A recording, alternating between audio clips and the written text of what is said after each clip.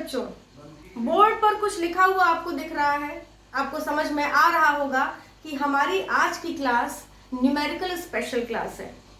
आज की क्लास में हम केवल इन दोनों क्वेश्चंस के बारे में डिस्कस करने वाले हैं। क्वेश्चन आपके सामने है, वन बाय वन हम इन क्वेश्चंस को डिस्कस करेंगे।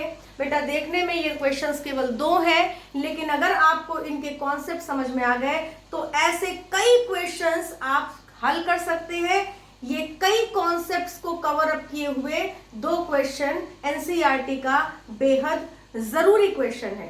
तो चलिए शुरू करते हैं पहले क्वेश्चन से। क्वेश्चन कह रहा है, a wire of resistance R1 is cut into 5 equal pieces। एक R1 रेजिस्टेंस का देखिए हमने तार ले लिया। ये R1 रेजिस्टेंस का एक तार है, इसको 5 बराबर भागों में बांट दीजिए। 1 2 3 4 और ये 5। ये देखिए 5 बराबर भागों में मैंने इसको काट दिया। अब कह रहा है इन पांचों टुकड़ों को उठा करके इस पैरेलल में लगा दीजिए। सोचिए अगर ये R1 रेजिस्टेंस का कुल तार था और इसके बराबर 5 टुकड़े अगर हमने कर दिए तो एक एक टुकड़े के पास कितना रेजिस्टेंस जाएगा? R1 by 5, R2, ये भी R1 by 5, ये भी R1 by 5, ये भी R1 by 5, ये भी R1 by 5, isn't it? एक R1 ओम के रेजिस्टर को 5 बराबर भागों में बांटेंगे तो वो रेजिस्टेंस पांचों में बराबर बढ़ जाएगा। अब इन पांचों छोटे छोटे रेजिस्टर्स को आप लगा दीजिए पैरेलल में। ये देखिए हमने लगा दिया, 1 2 3 4 और 5। पांचों टुकड़ों का रेजिस्टेंस मैंने आपको बता दिया, R1 by 5 होगा। बस यही आपको सोच लेना है, आपका सवाल हल हो गया। क्वेश्चन कह रहा है कि अगर इसका रिजल्टेंट रेजिस्टेंस हम R2 मानते हैं, माने R इक्विवेलेंट आपको R2 मानना है, तो R1 अपॉन R2 इनमें से क्या होगा?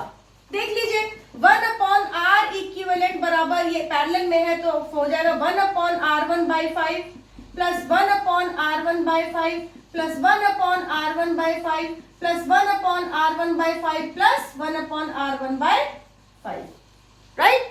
अब इसको सॉल्व कर लीजिए अगर आपकी मैथमेटिक्स बहुत अच्छी है। R इक्विवेलेंट को ये कह रहा है R2 मानिए, तो मैंने मान लिया R2। 1 upon R2 is equals to हो गया 1 अपॉन R1 by 5, ये हो जाएगा 5 upon R1 plus 5 upon R1 plus 5 upon R1 plus 5 upon R1 plus 5 upon R1। हमें 5 बार जोड़ना है ना, रेसिप्रोकल करके। R1 एलसीएम हो गया 5 प्लस 5 प्लस 5 प्लस 5 प्लस 5, ये हो गया 25 अपॉन R1 बराबर 1 अपॉन R2। तो यहां से हो गया R2 बराबर R1 अपॉन 25। ये पूछ रहा है R1 अपॉन R2 बताइए, तो भैया 25 को इधर ले जाइए, R2 को इधर ले जाइए, आपको मिल जाएगा R1 upon R2 is equals to 25 upon 1। क्या ऐसा कोई आपको ऑप्शन दिख रहा है? Yes, option number D is correct option. Now come to another question. Two conducting wires of same material and of same lengths and equal diameters are first connected in series and then in parallel in a circuit across the same potential difference. The ratio of heat produced in series and parallel combination would be, इन चारों में से आपको कौन सा option correct है ये बताना है। चलिए समझते हैं क्वेश्चन क्या कह रहा है। क्वेश्चन कह रहा है दो कंडक्टिंग वायर्स हैं जिसका मटेरियल भी सेम है, लंबाई भी सेम है, डायमीटर भी सेम है। क्या ऐसा कहकर के क्वेश्चन हमको कोई इशारा कर रहा है? यस, क्वेश्चन हमको एक बहुत महत्वपूर्ण गिवन के बारे में बता रहा है। क्वेश्चन कह रहा है कि दोनों कंडक्टिंग वायर की इतनी सारी प्रॉपर्टीज अगर सेम है तो दोनों कंडक्टिंग वायर्स का रेजिस्टेंस भी सेम होगा। तो चलिए दोनों कंडक्टिंग वायर्स के रेजिस्टेंस को सेम करते हुए अब हमको क्या करना है, पहले इनको सीरीज में कनेक्ट कर देना है। ये देखिए हमने पहले इन दोनों को सीरीज में कनेक्ट कर दिया, ठीक। मान लीजिए ये वोल्टेज V है और करंट इसमें IS माने करंट इन सीरीज, और ये रेजिस्टेंस हमने इनको बराबर बांट दिया। फिर कह रहा है इन दोनों को दोबारा कनेक्ट करिए पैरेलल के साथ किसी सर्किट में। चलिए एक और सर्किट बना लेते हैं और इन दोनों को पैरेलल कनेक्ट कर देते हैं। जब सारे फीचर्स सेम है बच्चों तो इनका रेजिस्टेंस सेम होगा। हमसे क्वेश्चन यही कह रहा है चुपके से। हाँ, तो ये देखिए हमारा, अब मान लेते हैं इसमें करंट आईपी बह रहा है, ठीक। वोल्टेज हम दोनों को सेम दे रहे हैं। अगर कॉम्बिनेशन चेंज करते हैं तो करंट की वैल्यू चेंज हो जाती है, इसीलिए मैंने बेटा सीरीज के करंट को IS मान लिया और पैरेलल के करंट को IP मान लिया। क्वेश्चन खुद कह रहा है कि आपको दोनों कंडक्टर्स के रेजिस्टेंस सेम लेने हैं। चलिए, हमने सेम रेजिस्टेंस लेकर दो कॉम्बिनेशन बनाया। अब क्वेश्चन पूछ क्या रहा है, find the ratio of heat produced in series, heat produced in series and parallel, माने हीट प्रोड्यूस इन सीरीज और हीट प्रोड्यूस इन पैरेलल का रेशियो पूछ रहा है। माने HS अपॉन HP क्या होगा। The question is asking about this thing only. अब आपको शायद समझ में आ गया होगा कि क्वेश्चन पूछ क्या रहा है और चुपके से क्या क्या गिवन इसने हमको दिया है। बहुत आसान क्वेश्चन है बेटा, बिल्कुल सीक्वेंस से चलेंगे, जरा सी भी मिस्टेक नहीं होगी। थोड़ा सा ध्यान लगाइएगा बेटा। हमने जूल्स लॉ ऑफ हीटिंग के आपको फॉर्मूला बताया था, क्या था, H is equals to I² RT। This is the formula for Joule's law of heating. यही तो फॉर्मूला हमारे जूल साहब ने बताया था। चलिए, अब इस फॉर्मूले से हम कुछ चेंजेस करते हैं। ये हीट इन सीरीज है, तो अगर हीट इन सीरीज करेंगे तो करंट को भी करंट इन सीरीज का स्क्वायर, रेजिस्टेंस को resistance in series into time कर देते हैं। कुछ भी नहीं किया हमने, बस हमने अपने वेरिएबल्स का नाम थोड़ा सा चेंज कर लिया। रेजिस्टेंस, यहाँ पर रेजिस्टेंस ऑफ सीरीज माने इक्विवेलेंट रेजिस्टेंस ऑफ सीरीज है यहाँ पर, यहाँ करंट इन सीरीज और ये टाइम है, ठीक है। इसी तरीके से अगर हम हीट इन पैरेलल की बात करते हैं तो ये फॉर्मूला बन जाएगा करंट इन पैरेलल का square up into resistance in parallel into time. कुछ भी हमने कठिन नहीं किया है। अब आपको कुछ नहीं करना है बेटा, इसी फॉर्मूले को भरना है। इस फॉर्मूले को भरने के लिए आपको इक्विवेलेंट रेजिस्टेंस ऑफ सीरीज पता होना चाहिए, करंट इन सीरीज पता होना चाहिए। इक्विवेलेंट रेजिस्टेंस इन सीरीज क्या होगा, आपको पता है, दोनों जुड़ जाएंगे जब सीरीज होंगे तो माने RS आपको मिल गया 2R, ठीक।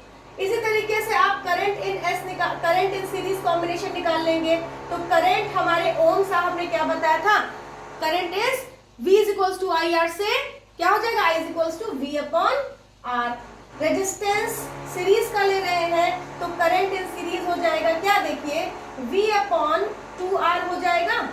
This is current in series. देखिए, हमको IS पता चल गया, हमको RS पता चल गया, IS पता चल गया। अब आप अपने IS बनने के रास्ते के बहुत करीब है। चलिए IS बन जाते हैं। IS और RS को उठा करके यहां रख दीजिए। क्या मिला, हीट इन सीरीज मिल गया। IS कितना है, V अपॉन 2R का होल स्क्वायर इंटू RS कितना है, 2R इंटू T कितना है, T। अब इसको खोल दीजिए, V स्क्वायर अपॉन 2R का स्क्वायर माने 4R square into 2R into T, ठीक।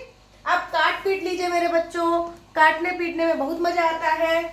R से R स्क्वायर कटा, 2 से 4 कटा, बचा 2, और कुछ कटेगा, बच गया V square upon 2R into T। ये हमको मिल गया heat in series combination. Heat in series combination कितना मिल गया, V स्क्वायर अपॉन 2R। हमारे HS अपॉन HP का HS मिल चुका है भैया, V square T upon 2R। अभी HP मिलना बाकी है।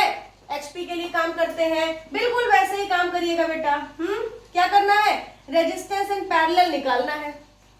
रेजिस्टेंस इन पैरेलल अगर आपने मेरा वाला फॉर्मूला सीखा है, 1 अपॉन R बराबर 1 upon R plus 1 upon R की जगह आपको एक बड़ा सीधा सा फॉर्मूला बताया था ना, R1 R2 upon R1 plus R2। ये हो जाएगा, आप इसको चलिए ऐसे ही कर लीजिए, 1 अपॉन RP बराबर क्या हो जाएगा, 1 upon R plus 1 upon R। Formula क्या बन गया, 1 upon RP is equals to 2 upon R। तो रेजिस्टेंस इन पैरेलल हो गया R अपॉन 2, ठीक।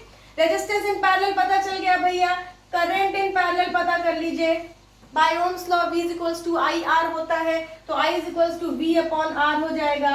अच्छा, R कितना है, अभी हमने निकाला R बाई 2 है ना, रख दीजिए R बाई 2।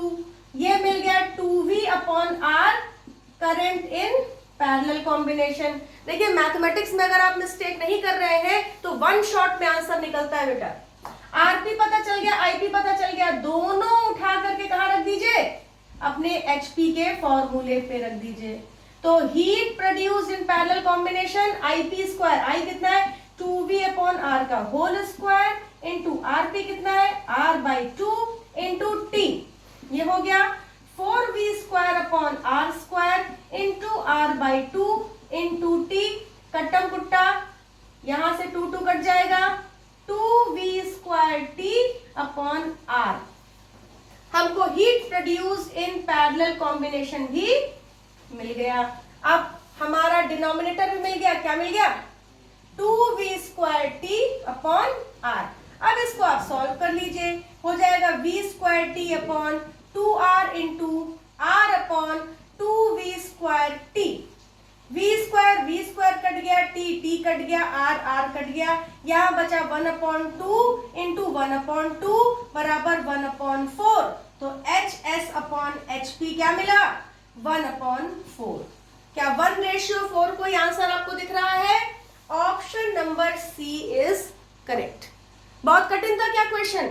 नहीं बेटा, क्वेश्चन बहुत आसान था, थोड़ा सा ध्यान रखिए और क्वेश्चन आपका चुटकियों में सॉल्व हो जाएगा। Thank you class. मिलते हैं कुछ और सवालों के साथ मेरे नेक्स्ट वीडियो में।